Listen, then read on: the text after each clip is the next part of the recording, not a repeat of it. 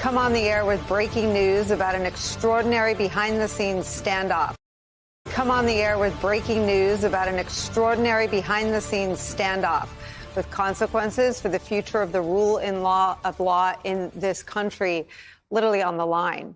It's happening right now in the wake of an extraordinary demand by the Trump administration to drop criminal charges against New York's current mayor, Eric Adams, in exchange for his cooperation with mass deportations. The acting U.S. attorney for the Southern District of New York has resigned this afternoon. It comes 3 days after that directive had come down from acting Deputy Attorney General Emile Boebe. She had supported the case that had been charged and brought against Eric Adams, which at this hour remains in place. In a, I hate to use the word again, but extraordinary memo from Deputy AG Emile Boebe that's been obtained by NBC News, responding to the Southern District of New York's refusal to drop this case against Adams. Boebe writes to Danielle Sassoon, quote, "You indicated that the prosecution team is aware of your communications with the Justice Department, that it is supportive of your approach and is unwilling to comply with the order to dismiss this case. Accordingly, the assistant U.S. attorneys principally responsible for this case are being placed on off-duty administrative leave pending investigations by the Office of the Attorney General and the Office of Professional Responsibility, both of which will also evaluate your conduct." Sources tell NBC News that the case has been reassigned to the Justice Department's Public Integrity Section. And that happened when the officials at SDNY refused to drop the case against Eric Adams because they believed in the strength of the evidence. But when it got there, Trump officials were met with more resistance. The acting head of the Public Integrity Section also did the same thing that SDNY did and refused to dismiss this very strong, seemingly open and shut corruption and bribery case against Eric Adams, and also resigned. All this happened today, and it happened after Attorney General Pam Bondi was asked why the case remained in place even after her deputy, Boebe, demanded it be dismissed. Here's what she said. That case should be dropped. It was done at the directive of Emil, so that case should be dropped. I did not know that it had not been dropped yet, but I will certainly look into that. I did not know there were people still standing up for the rule of law in America, said Pam Bondi yesterday. Now, the turmoil now inside SDNY comes with excruciatingly high stakes for the entire country, but especially for the justice system, the federal justice system. New York Times puts it like this, quote, "The Southern District of New York has long been viewed as the nation's most prestigious U.S. Attorney's office, handling complex and often high-profile cases involving Wall Street, national security, and public corruption. Although the office is part of the Justice Department, there are 93 U.S. attorneys' offices around the country, and the Southern District has a reputation for guarding its independence and fending off interference from Washington, winning it the nickname the Sovereign District. And for those inside SDNY and DOJ, and for anyone facing the Trump administration's demand to dismiss the Adams case, the merits of which have not been criticized by anyone, not even the new Trump appointees. Here's how friend of the show and former SDNY prosecutor David Kelly describes the decision they now face on the show yesterday. If you brought the case, you believe the case is righteous, and you go along with something that's clearly a political patronage, what are you a part of? Well, you're part of an institution that's been tainted. And the question is, can I continue in my service? That is someone who whose words carry a lot of weight in that office, and that was just 24 hours ago. The news breaking in the last hour is where we start today. Joining us, former Assistant U.S. Attorney for the Southern District of New York, Mimi Rocah. She ran SDNY's criminal division. Also joining us, MSNBC legal analyst Andrew Weissman, who is a former top official at the Department of Justice. With me at the table for the whole hour, my dear friend and colleague, host of All In here on MSNBC, Chris Hayes. He's here. Breaking news in our Law and Justice lead. We just told you about multiple high-level resignations at the Justice Department and the Southern District of New York U.S. Attorney's Office, all of them apparently prompted by the Trump administration's order for a New York court to drop the corruption case against New York Mayor Eric Adams. And now CNN has just obtained two letters. One is the resignation letter from the acting U.S. Attorney in New York. The other is the response she got from Trump's Deputy Attorney General Emile Beauvais. Let's go straight to CNN's Evan Perez. On Evan, just to remind everyone, Nadine Sassoon, the U.S. attorney, the acting U.S. attorney in question, is a conservative, a member of Danielle Sassoon, a conservative, a member of the Federalist Society. She clerked for Antonin Scalia. That's just a little background for people. What's in the letters? That's right, Jake. And we should note she was put in place as the acting attorney, U.S. attorney in Manhattan by this current Trump team. In other words, they believed she could be trusted to run this office. And now it appears to have fallen apart all over because Emile Beauvais, who is the Deputy Attorney General, he's the acting Deputy Attorney General, had ordered her and her office to dismiss the charges, the corruption charges, against New York City Mayor Eric Adams. And so these two letters here, Jake, are extraordinary because they are part of a spiraling crisis that is ongoing right now at the Justice Department. Not only is Danielle Sassoon, also has she resigned, but also two officials here at the Justice Department headquarters have resigned as a result of what has been going on. I'll read you just of what some of what Danielle Sassoon says in her letter to the Attorney General yesterday.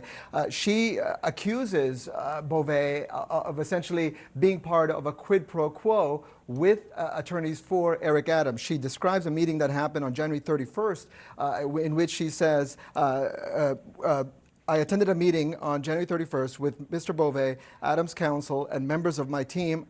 Adams' attorneys repeatedly urged what amounted to a quid pro quo, indicating that Adams would be in a position to assist with the department's enforcement priorities only if this indictment were dismissed. What Adams and his attorneys were offering was that he would help with the enforcement of immigration activities in New York City, you know, the sanctuary status, all the things that Donald Trump wants, if they drop this case. And, you know, that's one of the things she makes in this accusation. Now, Beauvais, for his part, responds today saying, essentially, we're accepting your resignation. And he also puts on administrative leave the attorneys who are running this case in the Manhattan U.S. Attorney's Office. And I'll read you just a part of what he says. He says that they had determined that there was weaponization in bringing this case, Jake. And he says the Justice Department will not tolerate the insubordination and apparent misconduct reflected in the approach that you and your office have taken in this matter. So what we know now, Jake, is this. After he had asked for the office to dismiss this case, and she had declined, saying nobody in her office was willing to sign the documents to dismiss the case, what happens next is that Beauvais goes to the public integrity section here in Washington, and he asks them, go to New York and sign these dismissals. They also declined, and they resigned. So as a result, Kevin Driscoll, who's the top career lawyer in the criminal division, overseeing the public integrity section, he resigned today. And John Keller, also the acting head of the public integrity section, Jake, he resigned as a result of all of this. Fascinating stuff. Evan Perez, thanks so much. Let's talk about this with Ellie Honig, CNN senior legal analyst, who was an associate U.S. attorney for the Southern District of New York. And Ellie, again, this woman, this acting U.S. attorney, Danielle Sassoon, was a conservative, is a conservative. She clerked for Scalia. She's a member of the Federalist Society. This is not her being a liberal activist prosecutor. Tell us about what kind of statement her resignation makes, do you think, not to mention the people in the public integrity section of DOJ? Well, Jake, these resignations were courageous and necessary moves. It was the only right and principled and ethical move by all of them. All of them were faced with really a prosecutor's nightmare scenario. They were given a direct order from the DOJ bosses to dismiss a perfectly legitimate indictment before it ever saw a trial jury for purely overtly political reasons. If we look back a few days to Emile Beauvais' instruction to dismiss the case, that letter is a crazy document. It is completely political. It is explicitly political. It says, the reason I'm ordering you to dismiss this case has nothing to do with the merits of the case, nothing to do with the evidence, but because Eric Adams essentially needs to be freed up to pursue Donald Trump's immigration agenda. So good for Danielle Sassoon, good for the other DOJ prosecutors. They did the right thing. They took a stand here. So there were a lot of concerns that the original case against Mayor Adams was dropped for political reasons. And let's be frank here, it's not just about their desire for him to carry out the anti-illegal immigration agenda in New York. Mayor Adams has been very explicitly wooing Donald Trump. And now multiple resignations are linked to this decision from the Justice Department. Do you think the actions of Emile Beauvais are over the line? 100%. I think they're over the line. I think they're political, and I think they're wrong. And Jake, as you said, Eric Adams has been angling for this type of treatment. We thought maybe it would be a pardon for months now. I will tell you, in the SDNY circles that I sort of dwell in, people have been rolling their eyes at this for a long time, saying, oh, he's definitely going to get out of this. Somehow he'll get a pardon. But the way this all happened makes it even worse. The fact that Emile Beauvais instructed SDNY to do it. And by the way, when Danielle Sassoon refused to do it, and you're right, by the way, to note that she's a conservative. Not only was she a Federalist Society member, she penned an op-ed against Joe Biden a few weeks ago, just sort of gratuitously criticizing Joe Biden's pardons. But when Beauvais told her to do this, to dismiss the case, and when Danielle Sassoon refused, this part is really chilling to me. Emile Beauvais then fired back with a letter that Evan just referred to that said, fine, everyone around you is going to be put on administrative leave too, and now we're going to investigate you, not criminally, but through our Inspector General, which is the in-house ethics watchdog. So that is sending an unmistakable and I think chilling message, which is get on board with the political agenda here or be punished. And it's amazing because she was prosecuting an allegedly corrupt Democrat who is kissing up to Trump. It's really remarkable. You couldn't write this if you put this in a screenplay. People would be like, that's too broad. That would never happen. Ellie Honig, thanks so much. Appreciate it. All right.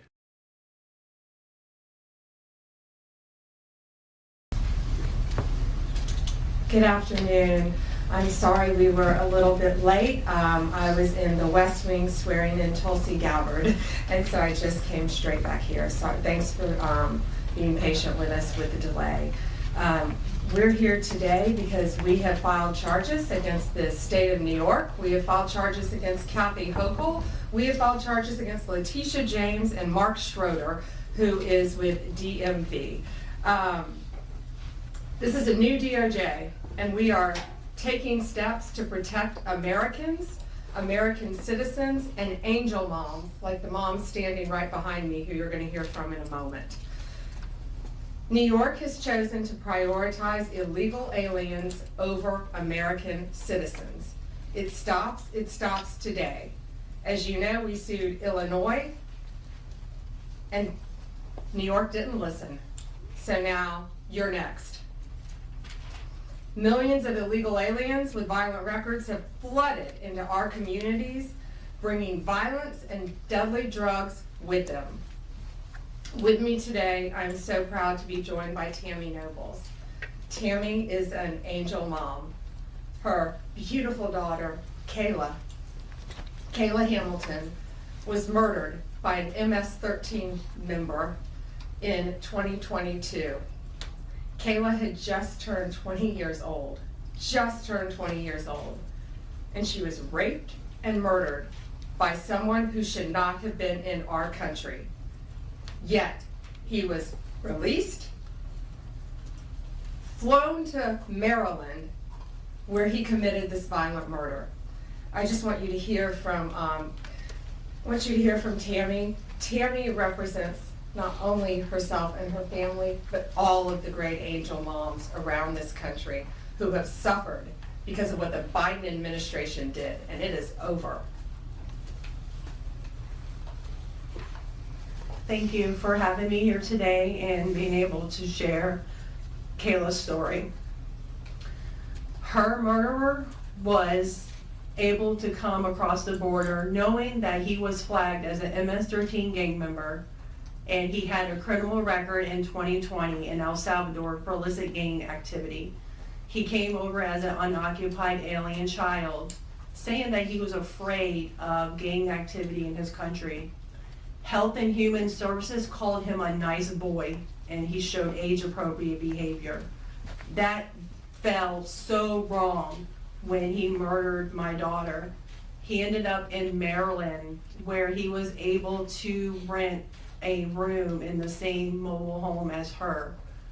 We thought it was a legit company that were renting out these rooms, but it turned out that it was another illegal immigrant who owned these mobile homes, and he knew Walter from El Salvador. he knew him and allowed him to rent a room with my child. Kayla just turned 20 years old 3 days before she was murdered. Her murderer was only living there for 5 days before he viciously strangled her, raped her, and left her on the floor like trash and robbed her of $6. I have been sharing her story for over 2.5 years to bring change, because this should have not have ever happened to Kayla, and it shouldn't be happening to other families being hurt by the border. Homeland Security did not do their jobs. They did not check his background.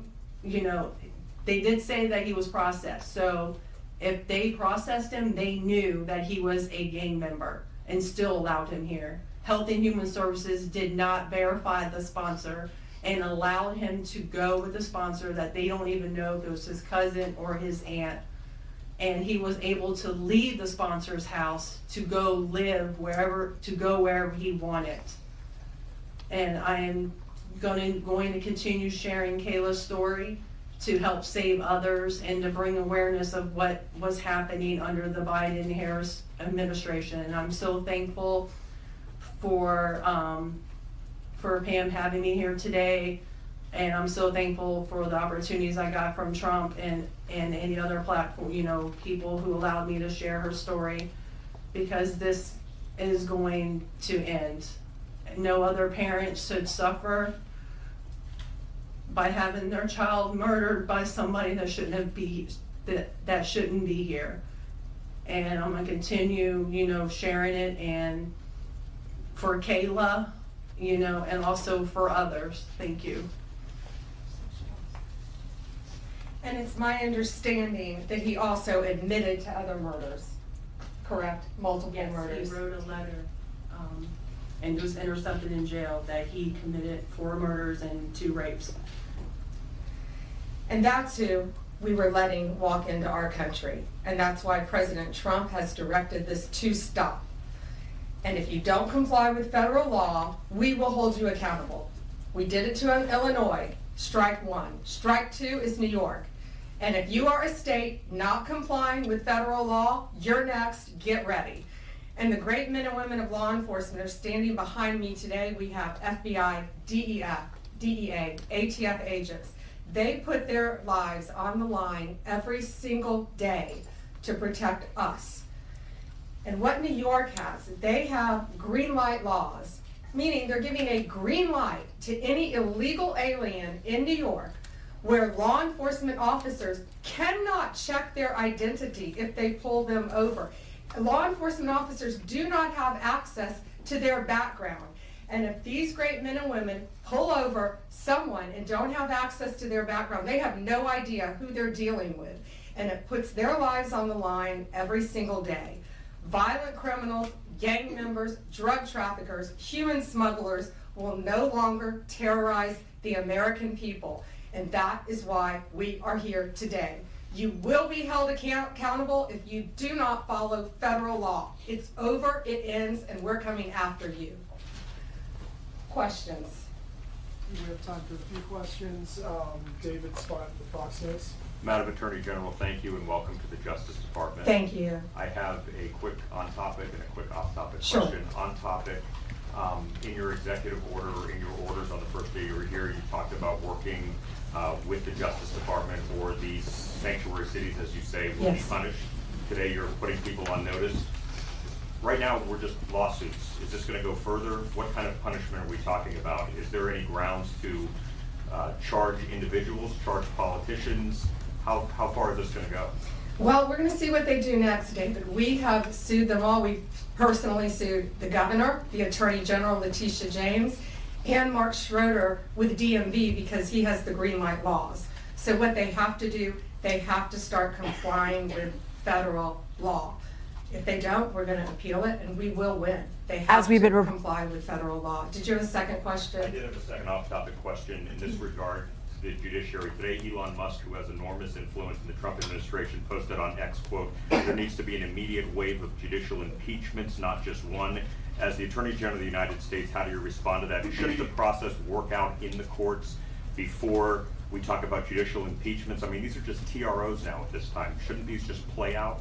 Yeah, I haven't seen Elon Musk tweet. He is a friend of mine. He is a great man. I think he's very frustrated with what's happening in our federal government. You know, at USAID alone, they're giving out billions of dollars that should not be distributed. We're going to back him up. You know, we work our whole lives in this country, and we all pay taxes in this country. And for people to find out that $2 million is going to Guatemala for sex changes is outrageous. And we're going to back up. I'm here with Senator Elizabeth Warren. Every way we can. That includes lawsuits against these people who are doing that, and we will be successful. Do you have concerns about judicial impeachments? That's not going to happen now. We're going to look at everything. We're going to follow the law right now. We're going to follow the process. These are federal judges with lifetime appointments, but they will be struck down ultimately by the Supreme Court of the United States if the appellate courts don't follow the law as well. Alana Richard with the AP. Hi. Hi. I also have an on-topic and an off-topic. Sure. First of all, can you just briefly walk us through what the legal claims are you're making in this lawsuit? Yeah, absolutely. So the green light laws are that this is what the green light law says. It's a green light to illegal immigration, which says they can comply. That law is unconstitutional. They can't do that. And what they've done is they have a tip-off provision that requires New York's DMV commissioner to promptly inform any illegal alien when a federal immigration agency has requested their information. So think about the men and women in law enforcement behind me. That's basically, that's not basic, it's tipping off an illegal alien, and it's unconstitutional. And that's why we filed this lawsuit, and that's why we charged Mark Schroeder too, because he runs DMV. Oh, I'm sorry, you had a second question. Yeah, my off-topic question, I wanted to ask about Mayor Eric Yes. Adams' case. As of at least a few moments ago, SDNY still has not dropped that case. Have you or other DOJ leadership spoken to the acting U.S. attorney in SDNY since the memo was sent earlier this week? And what will you do if she refuses to drop the case? I have not spoken to her. I know our acting DAG, Emil Bove, has spoken to her, and Chad Mizell may have spoken to her, but that case should be dropped. It was done at the directive of Emil, so that case should be dropped. I did not know that it had not been dropped yet, but I will certainly look into that. Reagan with Daily Caller. Hi, how are you? Tom Homan suggested this week that someone from within the FBI may be leaking information about the ICE raids, and that such could be putting officers' lives at risk. Has the DOJ gotten any closer to determining if these leaks are coming from within the FBI? And what will the consequences be if they can identify the leakers from the FBI? Excuse me. Well, first, I can't talk about anything that is ongoing, and that is ongoing. And it's really for the similar reasons of what I said earlier. The great men and women in law enforcement standing behind me today, they must be protected. And anytime anyone leaks or tips off anything regarding a pending investigation, that jeopardizes lives. You're telling a bad guy what's about to happen. It could jeopardize the lives of all the men and women in law enforcement. We will not stand for it. We will find you. We're going to investigate it, no matter what agency it came from. We don't know for certain. We have an open investigation, so I can't talk about it in detail, but we will do everything in our power to hold you accountable, and it is a crime, and you will be prosecuted when we find you. I got time for one more. Alana Austin, Newsmax. Hi, Madam Hi, Alana. Attorney General. Thank you so much for your time. I was also interested in hearing specifically what the interactions have been like with Mayor Adams. And I know he has a little bit of a different tone than some of the other Democrats out of the Empire State. And then also Denver Mayor Mike Johnston, because before the President Trump went back into office, he had issued some words about a potential standoff and then walked that back. So I was curious to see what things have been like out of New York City and Denver officials. Yeah, well, we're hoping that in New York, Mayor Adams is going to cooperate with us with the sanctuary cities and the illegal aliens. And has the mayor in Colorado been cooperating? Do we know? I believe he might have now. Yeah, I believe Colorado is now cooperating. That's what we want. We don't want to sue you. We don't want to prosecute people. We want people to comply with the law. This is very simple. An MS-13 member murdered her daughter. That's happening throughout this country. We have one angel mom is too many. And we have angel moms throughout this country who should not be going through this. Comply with the law. This is the last thing we want to be doing. We want to be out there, all of us, fighting violent crime. Yet we're fighting illegal aliens, and that ends, and it's going to end today. All right, that's all we have time for, guys. Thank you. Thank you. Thank you. This top career federal prosecutor resigned Thursday, just days after a Justice Department official ordered her office to dismiss corruption charges against New York City Mayor Eric Adams. That's according to sources familiar with the matter. CBS News has obtained the resignation letter of Danielle Sassoon, who has been serving as acting U.S. attorney for the Southern District of New York. She called the memo from Assistant Deputy Attorney General Emil Bove inconsistent with her, quote, ability and duty to prosecute federal crimes without fear or favor. On Thursday afternoon, President Trump was asked about the case against Mayor Adams. If I could ask you about a development in your hometown today, the U.S. attorney has resigned over the DOJ's request to drop the case into Eric Adams. Did you personally request the Justice Department to drop that case? No, I didn't. I know nothing about it. I did not. Thomas Dupree joins me now. He's a former U.S. Deputy Assistant Attorney General. Good to see you. Thank you for being here. What was your reaction, first of all, to hearing the DOJ directed this case against Eric Adams be dropped, and then that the top three people in this office resigned as a result? Well, it's extraordinary on any level. We haven't seen anything like this until really you go back to the Nixon era and the famous Saturday Night Massacre. We saw the resignation of the top federal prosecutor in New York, and that was immediately followed by a cascade to additional resignations from top prosecutors based here in Washington, D.C. It looked at an early test, I think, of the system. I think the Trump team wanted to make clear that prosecutors who didn't carry out the orders of senior Justice Department officials would be terminated. And at the same time, we also saw career prosecutors refusing to implement and to follow and to execute on what they viewed as improper, unwarranted instructions from above. In a resignation letter, Sassoon said that Mr. Bove scolded a member of her team for taking notes during the meeting with Adams' attorney and ordered the notes be collected at the meeting's end. Is that normal? No. Not remotely normal. It reminds me of there was the famous episode in Trump's first administration where he didn't like lawyers taking notes. And so it's similar to that. But look, that's not normal. Typically, if you have conversations with Justice Department officials or even if you have defense lawyers in the room, it's exceedingly common for lawyers to take notes. So I was surprised when I saw that. And I think that was a very strategic inclusion in Danielle Sassoon's resignation letter that she wanted to make people aware that people have been directed to discard their notes. Closing thoughts, Tom. Well, I think this is going to be possibly the first in similar situations we will see arise. It's interesting that it happened this early, and I think it's also important to note that Danielle Sassoon was put by Trump in her position. She's a conservative, she's a career prosecutor, and I think the Trump people maybe will take a message from what's happened today. Thomas Dupree, thank you. Our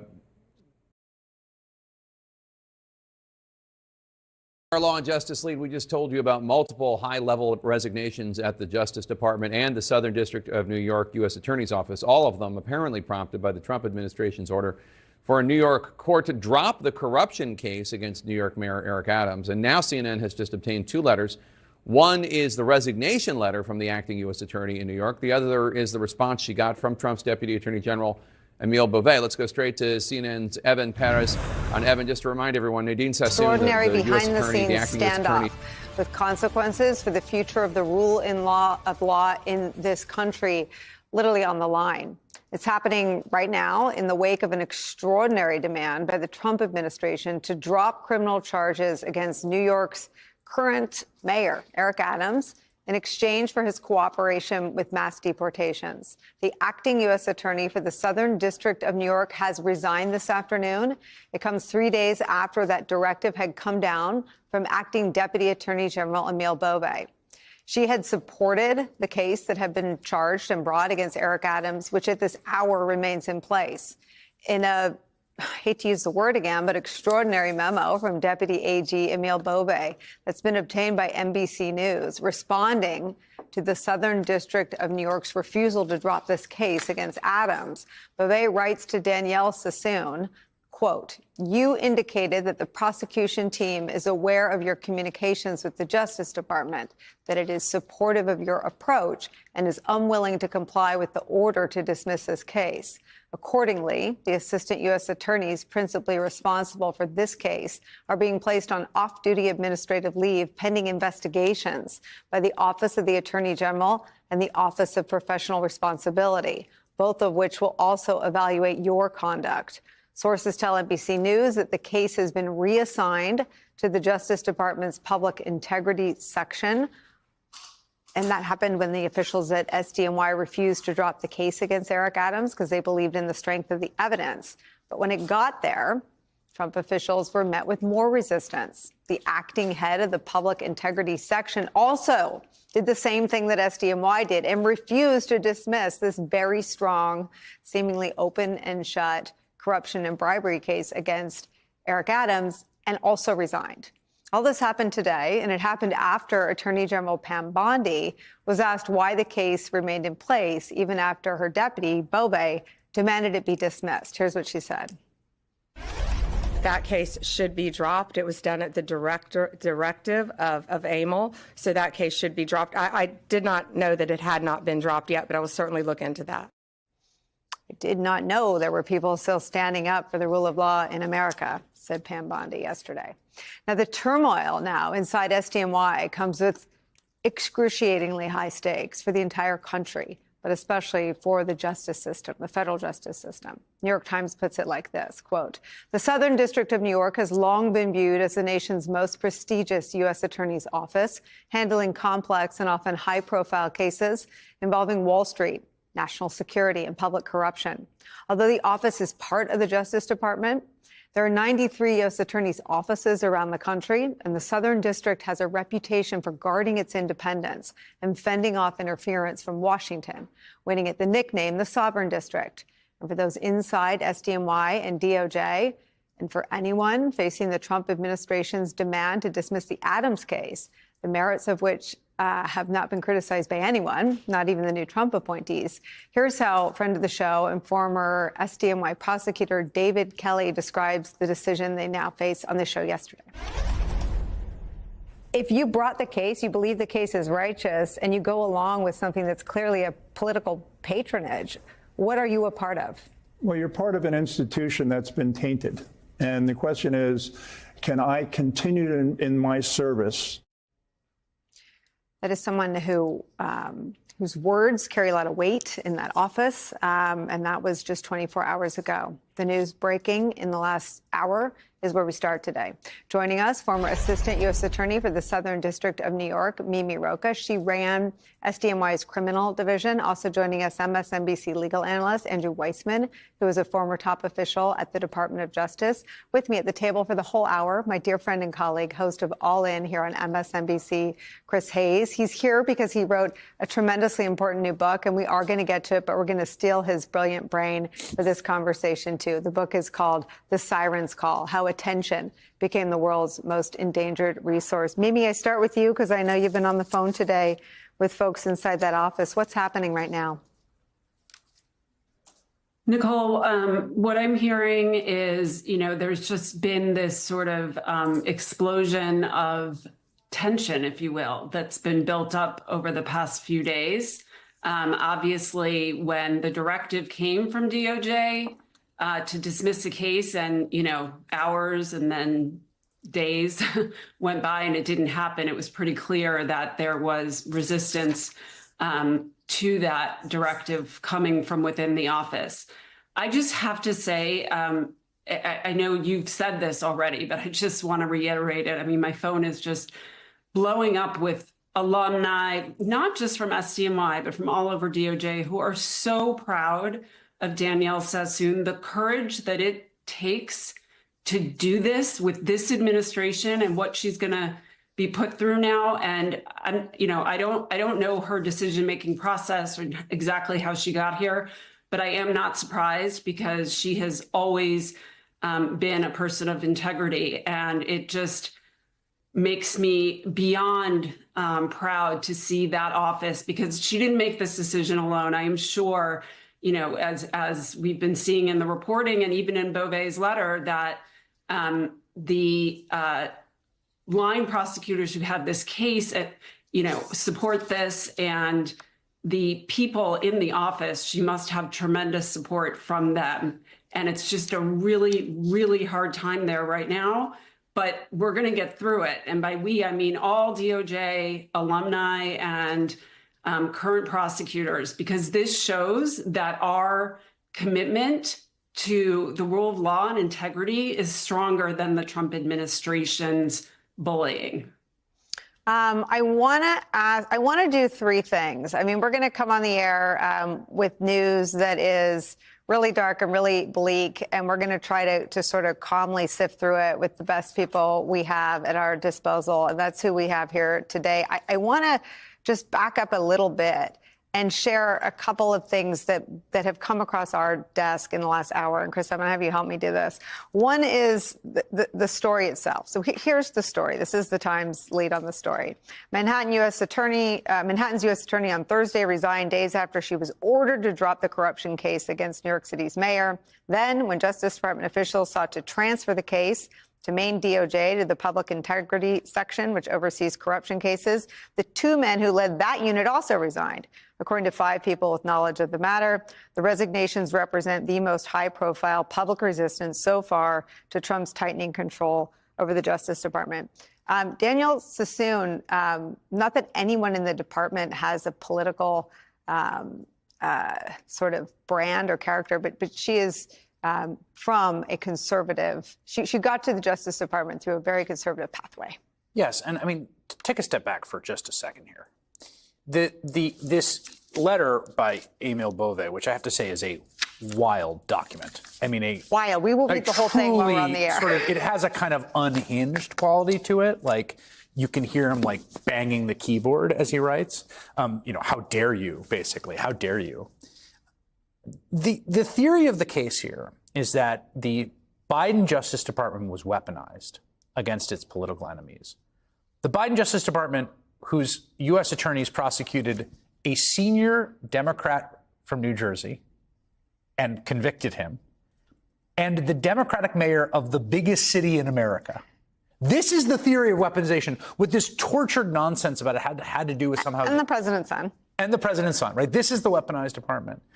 The letter that Beauvais wrote to Sassoon to dismiss the case was such a shameful document. I asked Christy Greenberg on my show, I said, is there an attorney general the last 50 years who put their name on this document? She's like, I really don't think there was. And I didn't know if I was being hyperbolic, but the actions today from Sassoon, her deputies, and the folks at Maine Justice show that that document itself, which essentially said, even though it said in a footnote, there is no corrupt quid pro quo bargain here, was the expression of a corrupt quid pro quo bargain. We are seeing now that anyone with any sense and integrity understands this for exactly what it was. Andrew Weissman, take us through how you see today's events as they've unfolded so far. We should tell our viewers we have crews heading down there now to see if to sort of bring us live reporting about what's happening there as we speak. So I don't want to be hyperbolic, but I do want to make sure people understand this is a sort of preeminent test of the rule of law in this country. It does not happen that career people resign over orders that they are given when those orders are even remotely justifiable, to Chris's point. It simply does not happen. The only time that I can think of something like this happening, where you see career people pushing back, are in Trump 1.0, where when people like Jonathan Kravis resigned over instructions coming from Bill Barr, you saw resignations that were front page news. And now you're seeing it within the first few weeks of Trump 2.0. it is extraordinary. The only other time I can think of in history that you have seen this is during the Saturday Night Massacre, when Nixon ordered the firing of the special counsel looking into his and his conspirators' conduct, and people pushed back and refused. The other thing I think it's important to do is, this is not a story about Danielle Sassoon. I completely agree with Mimi that this takes an iron backbone and a real commitment to the rule of law, and she has shown that. But as you said, Nicole, it is true of her deputies, of the people in the public integrity section at Main Justice. And then let's not forget that all of this started with the FBI pushing back on an equally bogus memo and directive from Emile Beauvais asking to round up thousands of people at the FBI who Emile Beauvais said were appropriately characterized as participating in a grave national injustice. And what was that grave national injustice? It was investigating the January 6th case. So it's really important to note that what you're seeing is an enormous pushback of career people at the Bureau and the attorneys at Main Justice saying, we adhere to the rule of law. So this really is a crisis. Major shakeup at the DOJ. The resignations today amid a refusal to drop the criminal corruption investigation against Mayor Eric Adams. We thank you so much for joining us right now at 7 o'clock. I'm Natalie Pasquarella. Top prosecutors in New York and Washington are resigning tonight instead of following a Trump Justice Department order to drop the criminal case against Mayor Eric Adams. That includes the acting U.S. attorney in Manhattan who questioned whether there was an attempt at a dirty deal between the Maine Justice Department and Mayor Adams' lawyer, a claim that Adams' lawyer denies. Chief investigative reporter Jonathan East live in the newsroom with more tonight. John. Natalie, the acting U.S. attorney here in New York has resigned, saying she could not credibly work as a federal prosecutor before the courts if she followed the Trump Justice Department's order to drop the Mayor Adams case. This is Maine Justice says it is putting on leave the team of prosecutors here who are handling the Adams investigation for, quote, insubordination. In her letter, the resigning U.S. attorney wrote Mayor Adams was going to soon face new criminal charges, additional obstruction charges, if the case were allowed to proceed. Acting U.S. Attorney Danielle Sassoon's resignation comes as prosecutors in the Southern District felt they had a strong case. That, according to several officials familiar with the matter. And prosecutors had said additional criminal charges could soon come. And in a letter, Sassoon alleges Adams' lawyers came close to crossing a line during a meeting with the Deputy Attorney General. Adams' attorneys repeatedly urged what amounted to a quid pro quo, indicating that Adams would be in a position to assist the department's enforcement priorities only if the indictment were dismissed. Assistant Attorney General Beauvais admonished a member of my team who took notes during the meeting and directed the collection of those notes at the meeting's conclusion. Adams' lawyer, Alex Spiro, fired back, saying there was no improper deal with Maine Justice. The idea that there was a quid pro quo is a total lie. We offered nothing, and the department asked nothing of us. I don't know what amounted to means. Trump's new Attorney General, Pam Bondi, and her acting deputy, Emile Beauvais, sent a February 10th order directing the Southern District to dismiss the charges against Mayor Adams, and said the charges would be dropped so the mayor could focus on immigration and crime issues. And DOJ also questioned the timing of the charges coming months before the election. The order from Washington to drop the case is raising questions about prosecutorial independence under the Trump administration. After the Southern District declined to drop the case, two sources tell NBC the criminal case was reassigned to the Public Integrity Section at Maine Justice. But the head of that division also refused to drop the charges against the mayor, and he too resigned. Mayor Adams' lawyer this week said the charges should be dropped, arguing the case that the mayor engaged in campaign finance fraud and accepted free trips from Turkey was weak. There is no looming threat. This case is over. This case will never be brought back. And Mayor Adams today repeated the Trump administration's claims that the Justice Department had become weaponized. As they say, I'm Eric Adams, and I approve of that message. Sassoon was put in as as acting U.S. attorney by the Trump administration. She is considered by many to be highly talented and a sharp lawyer, who is also a member of the Conservative Federalist Society. In a letter, Emile Beauvais accused the U.S. attorney of continuing a politically motivated prosecution of Mayor Adams,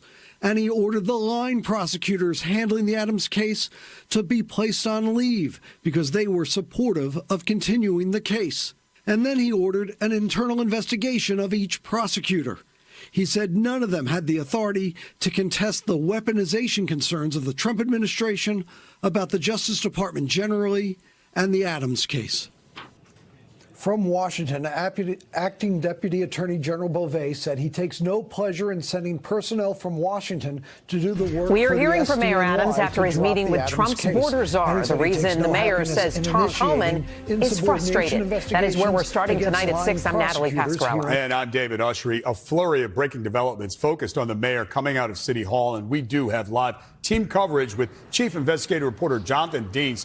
We'll start with News 4's Andrew Siff at Gracie Mansion because, Andrew, you sat down with Mayor Adams about 2.5 hours ago. That's right, David. And no question, Mayor Adams is walking a political tightrope. He clearly felt the need to reassure U.S. border czar Tom Homan that New York is doing all it can to cooperate with a federal crackdown on illegal immigration. But the mayor also feeling the need to reassure New Yorkers that he is not simply opening up the doors to ICE. And in fact, he told us that ICE agents cannot come into sensitive locations without a judicial warrant. After his hour-plus meeting with U.S. border czar Tom Homan, Mayor Eric Adams acknowledged to us that Homan had been frustrated that a previous promise to allow ICE agents on Rikers Island hadn't happened yet. Without a doubt, it wasn't that it wasn't kept. It was that we didn't actually implement them. And one of them was Rikers Island. We had to understand all the legal parameters to put ICE back on Rikers Island, which we think is a smart thing to do. Today, we shared with them, ICE will be back on Rikers Island to deal with the criminal aspect of investigation. He just said that he's going to hold the mayor responsible for things he said prior. The last meeting they had. City Council member Bob Holden, part of a small group of city lawmakers who met with Homan today just before the mayor. At issue, will the city relax its sanctuary city laws and allow ICE agents and other federal authorities broad access to buildings like courthouses, shelters, and schools? Tom Homan, if I came away with anything, he's looking for the real bad actors that are in our city, that were criminals in their own country and need to be deported. Does Tom Homan want you also to open the doors to schools, courthouses, shelters? ICE can go where they want. That was not an ask of the border czar. He's very clear that in order to go into those entities, you need a judicial warrant. The politics delicate. The meeting just 2 days after the Justice Department told prosecutors to drop the criminal bribery and corruption case against Mayor Adams. The feds preserving the option of reopening the indictment this fall. The mayor has long maintained his innocence, but even top Democrats concerned. It is the intention of the Trump administration to keep the current mayor on a short leash. The mayor's rivals in the upcoming primary also eager to weigh in. I hope the mayor is not willing to sacrifice vulnerable New Yorkers for his own skin. Tom Homan came here today to give the mayor his orders, his marching orders. Donald Trump sent him to collect on the debt. I asked the ICE mayor announcing about that. more He said arrests it is not true and that he's been railing against illegal immigration since Joe Biden was president. On the subject of the mayoral primary, Eric Adams said he is running as a Democrat and will begin petitioning for that June 24th primary in the days ahead. ICE announcing more arrests of criminal illegal immigrants, including several with gang affiliations or violent histories. Many were put back on the streets thanks to sanctuary city policies. Bill Malugin is live in Los Angeles with more. Tell us about these guys, Bill. Well, Dana, it's hard to believe there are any jurisdictions out there that wouldn't cooperate with ICE when it comes to illegal aliens charged with forcibly raping children. But in Massachusetts, it's just routine. Take a look at this case. ICE Boston just announcing they arrested this Guatemalan illegal alien, charged in Massachusetts with 3 counts of aggravated child rape and 3 counts of forcible rape of a child. So the question is, why was he on the streets, right? Well, ICE says their detainer request on him was ignored by the Essex County Superior Court due to sanctuary policy. The locals released him into the community on bail without any notice to ICE. In a statement, the director of ICE Boston says in part, quote, Jose Fernando Perez has been charged with some horrific crimes against a minor in our Commonwealth. He is exactly the type of alien we are targeting with our worst first policy. He posed a significant danger to the children of Massachusetts, and we will not tolerate such a threat to our community. ICE Boston also announcing the arrest of this Turkish illegal alien charged in Massachusetts with assault and battery against an intellectually disabled person and witness intimidation. But ICE says their detainer on him was also ignored by the sanctuary city of Somerville. He had also been released into the public. Elsewhere around the U.S., ICE Seattle arrested this Salvadoran illegal alien wanted in his home country for aggravated homicide. Here in Los Angeles, ICE arrested this Guatemalan illegal alien charged with sexual assault and rape with a gun. And in Colorado, the DEA announced their top 10 arrests of illegal immigrants in recent days, including several affiliated with Tren de Aragua and others with egregious crimes like kidnapping, child sexual assault, and fentanyl trafficking. And Dana, I was talking to a law enforcement source in Massachusetts about the child rape case that I referenced, and I asked, there's got to be some sort of a catch here, right? Forget about cooperating with ICE. How does somebody charged with so many counts of aggravated, forcible child rape even get released on bail in the first place? The response I got was, quote, welcome to the Commonwealth of Massachusetts. We'll send it back to you. Well, they're finally on their way out. Thanks, Bill.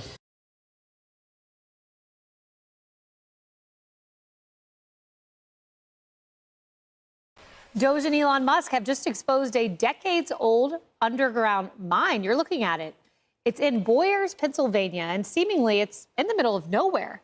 But it's where the United States federal government stores and processes retirement applications. Here's how Elon Musk described it. There's a limestone mine where we store all the retirement paperwork. And you look at a picture of this mine. We'll post some pictures afterwards. And this mine looks like something out of the 50s because it was started in 1955. So it looks like it's like a time warp. And then the speed, the limiting factor is the speed at which the mine shaft elevator can move determines how many people can retire from the federal government. And the elevator breaks down sometimes, and then nobody can retire. Doesn't that sound crazy? There's like 1,000 people that work on this. Wow. Now, a group of anonymous employees told the Butler Eagle from the Office of Personnel Management that they don't have an elevator, but nonetheless, look at these pictures. This is stunning. All of the paperwork stored right here. It looks like a time warp. And you can see inside this facility, these massive columns of limestone that's holding it all up. Millions of paper files are stored right here. And according to DOJ, every month, the facility takes about 10,000 applications for retirements and then sorts through them entirely by hand. Now, it's unbelievable that the government of the world's foremost superpower processes retirement applications 230 feet underground. There's one person who is not surprised by it, and he's sitting in the middle of our couch, and his name is Jason Chaffetz. I got to tell you, there are a lot of storage facilities like this, and corporate America uses them all the time. But the idea that you have to do this by hand, that it's not automated, is ridiculous. Right. Elon Musk is 110% right. But if you want a secure facility that is temperature controlled, impervious to people getting in, a lot of caves are used throughout the country for corporate America. But this is not the first. Elon Musk, welcome to the show, because we've been talking about this for a while. Do you know in the military, they actually process rank advancements and pay increases with punch cards? They literally could not, they had to keep these like 80-year-old people employed because they were the only ones who knew how to fix the machines. So the Washington Post did a deep dive on this, Kaylee, and it's fascinating. It talks about how some of these workers are depressed because they don't have windows. I don't blame them. I would be too. They order pizza down to the mine. It's really interesting. But here's what WAPO found. They said this: held up by all that paperwork in the mine runs as slowly now as it did in 1977. During the past 30 years, administrations have spent More than $100 million trying to automate the old-fashioned process in the mine and make it run at the speed of computers. They could not. Well, I know one man who can. Maybe it's the guy who sends rockets to space with SpaceX. And what's always telling is that you don't see any of the Democrats or the bureaucrats who are defending these programs. They never defend them on the merits. They never say, well, it's good that we keep all of our retirement paperwork 230 feet under the ground for these very specific reasons. Or no, it's very good that we sent $50 million of a condom shipment to wherever in the world because of these very specific reasons. Their only argument is that it is bad that Elon Musk is trying to change it for unspecified reasons. Well, that's not a very good explanation here, because if you can't defend something on the merits, then what is the point of keeping things as is? Why can Elon Musk not come in and try and update these systems, change things to make them more efficient and more efficient for the American taxpayer? And on efficiency, you know, Jason Chaffetz, you flagged this for us. I do want to play it. It's something that you found out about floppy disks. This is an 8-inch floppy disk. It takes 3.2 million of these to equal one flash drive. So you can go get a flash drive down, you know, at Best Buy, or you can get 3.2 million of these to get the same amount of data stored. And this is still what the Department of Defense is using. Quite a visual. It is absolutely stunning. I went on an AWACS airplane to go check it out. This is 2010. They were excited because they were just now installing Windows 95. Yeah. So to put out a bounty, let's go find out the most arcane system out there. I guarantee you there are places in the administration still using Windows 95. Yeah, but those are not the windows they were looking at in the dungeon. Yeah. They wanted real windows. Look, two things hit me. There is probably a sea of litigants out there who have been waiting for their retirements to be processed. They're hand counting 10,000 a year, and for 1 year we looked at the number that they did was a little bit more than 7,000. I mean, not only is it inefficient, it's cruel. Yeah. Like if you're waiting to retire and you need that process after you spent your whole life doing something for the federal government, and they're so inefficient that they can't even thank you properly. And if you think thank you shouldn't come with money, I don't know what planet you live on. The other thing why are they quibbling over whether or not it's an elevator or a lift pulley system?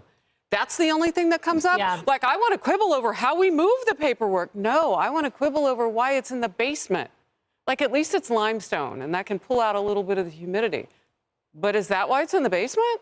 1,000 people? And are they on the list of retirement? Because then you got double jeopardy. I think there are going to be some people who come out of the woodwork and say, I've been waiting for my retirement to be processed, and now I know why it hasn't been. Yeah.